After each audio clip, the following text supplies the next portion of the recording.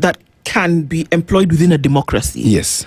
And if you're saying that, one, from what you're saying in Kenya or in a lot of African countries at the moment, that doesn't really work, because the political head will be the president, and it is what they want at the time that will be filtered through the different points of representation. Right. So how do you change that? Because clearly it doesn't work. Good. So how you change that is this. By the time we move to the parliamentary system, which is something that we have to do, and actually let me say why we are moving to a parliamentary system. It has to happen. Why we have to move to a parliamentary system is because we were in a political freedoms era. We were clamoring for political freedoms. Now, there's been a hangover and an overlap of leaders and ideologies. Political freedom champions or freedom fighters are still existing around economic freedoms. The two cannot sit together. These are two from a bygone era. In an economic freedom era or an economic reform era, you need people who are thinkers, who understand the economy, who are going there for the people, who are not going there to say, people are being ostracized out of government. It's about, is there merit? Because economy does not appreciate tribalism.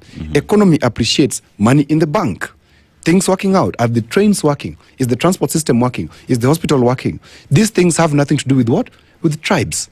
These things simply need people who can reason and develop policies or laws that work for the people.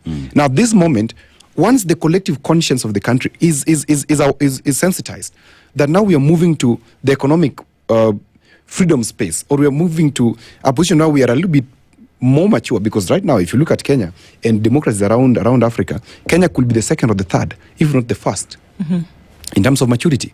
So it means we can sustain the shocks of political freedoms. It is already there. If you play around with the political freedoms, the courts are there. If you play around, Article 1 of the Constitution gives us the power as the people to move into the street and cause civic disobedience, and you will not govern anything. You will become ungovernable. So you must agree with us.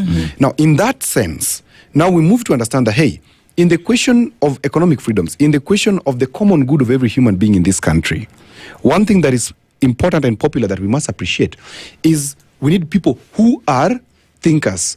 We can elect a Muindi, we can elect a white man, we can elect Ndu from Nigeria to come and represent us in Kabondo Kasipul, where I come from. Okay? Because Ndu, being married there or staying there or being a citizen who has been naturalized and is speaking proper issues, can go to parliament and actually properly articulate our issues, the issues of the people. Yeah.